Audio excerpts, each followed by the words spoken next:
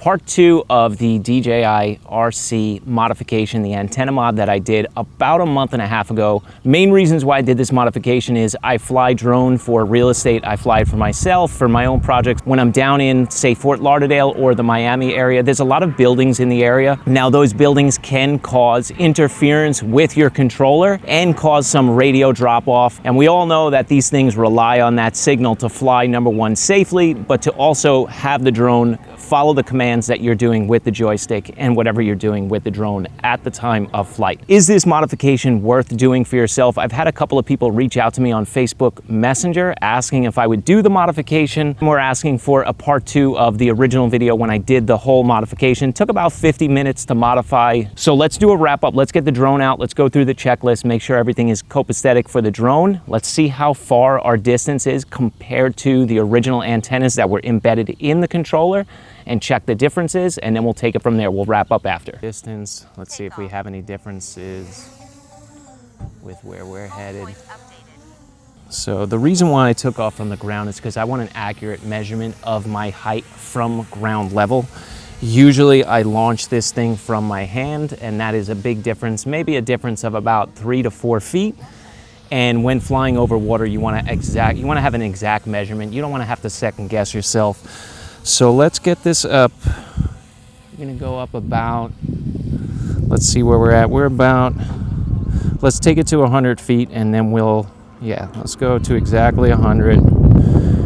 And we've got, I don't know, give or take,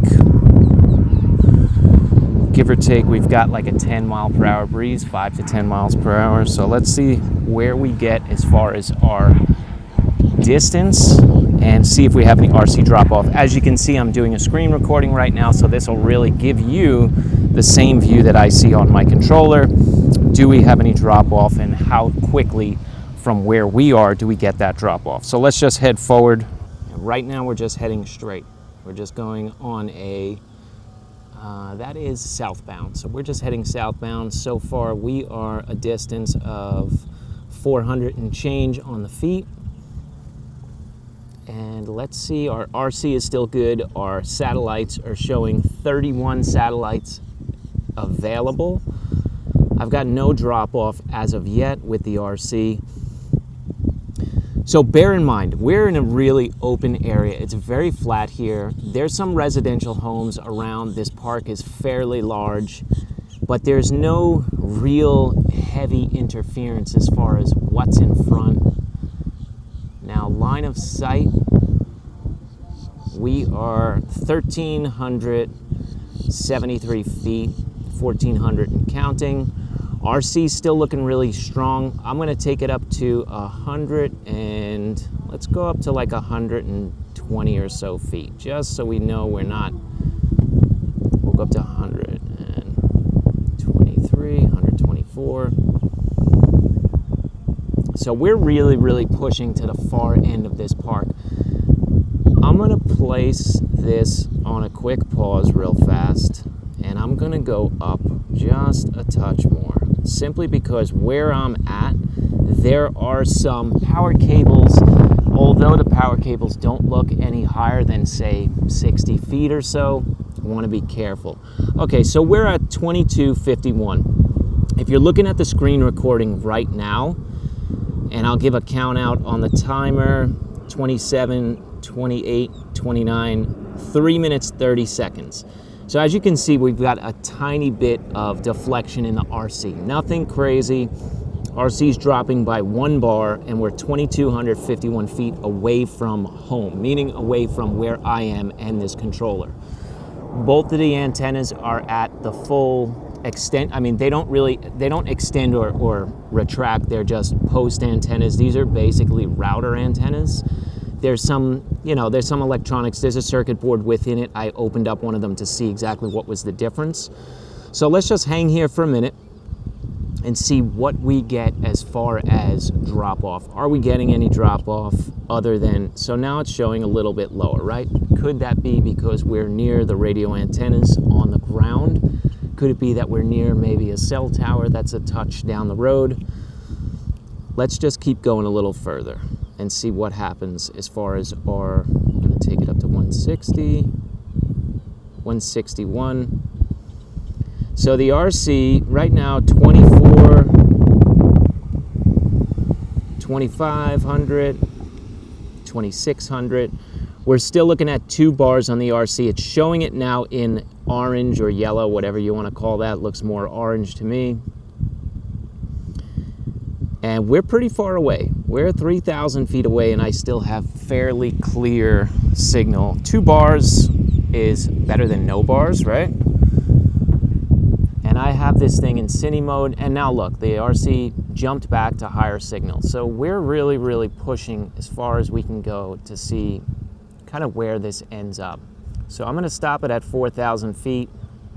All right, so we're 4,000 feet away from the controller. So now you're gonna see remote controller signal may be blocked, position controller, face the aircraft. So I'm facing the aircraft, I see some birds, now my signal is coming back. I'm literally leaning on the trunk of the car, so I'm not in the car. Let's turn this around and head back home where we are. And we're gonna go into normal mode so we can get a little bit more speed. So the distance we had was 4,024 feet. That's where we were compared to the drone itself. So as you can see, battery life is really good. This is the extended battery, so we're still at, I think that says 84. I need my glasses. I think, yeah, it's 84. We've got 44 minutes showing a flight time left. I mean, this thing is rock solid. I never really had an issue with the controller prior to doing projects within cities. Now, when you start doing these video shoots and drone shoots within cities, it seems to be that the signal will be much, much more interrupted than it will be in a nice open area like this. So right now it's saying we are about halfway back to where we were. And again, keep in mind, I'm not one of these nut jobs that wants to take the drone and test it out to, 10,000 feet, 12,000 feet. I've got no reason to fly my drone that far away from me. There's nothing really in my neck of the woods, so to speak, or my area in here within Royal Palm Beach. There's nothing really extravagant for me that I have to take the drone out to a distance where I can't just walk to that distance, take it up, fly what I want to fly, and then capture my images and head home. So in some cases, I can see where some people would want to test that. Maybe they want to test the characteristics of how fast they can go in a certain amount of distance. Everybody is different. So 200.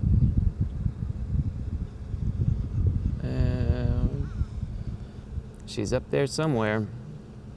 We are looking, so that's me right to, we're gonna shift this way a little bit because see that last car right on the bottom there? It is directly above me. Signal is back to where it was. Let's take this down. Let's take it down to us.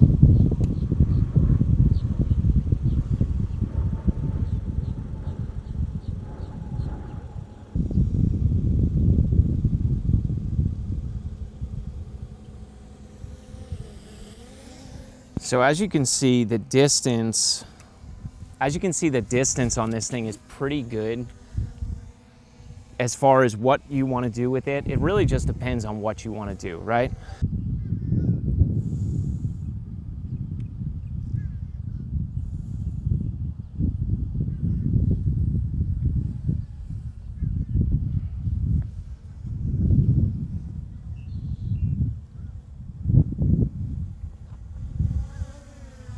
The controller modification definitely increases your range within a built-up area. This is a very open area, so I've not had any kind of issues whatsoever. Keep in mind, this is a modification if you live in a heavily built-up area, such as a city. You've got skyline, you've got buildings, you've got all sorts of crap in your way. This modification works. It will work for you. It will do what you need it to do.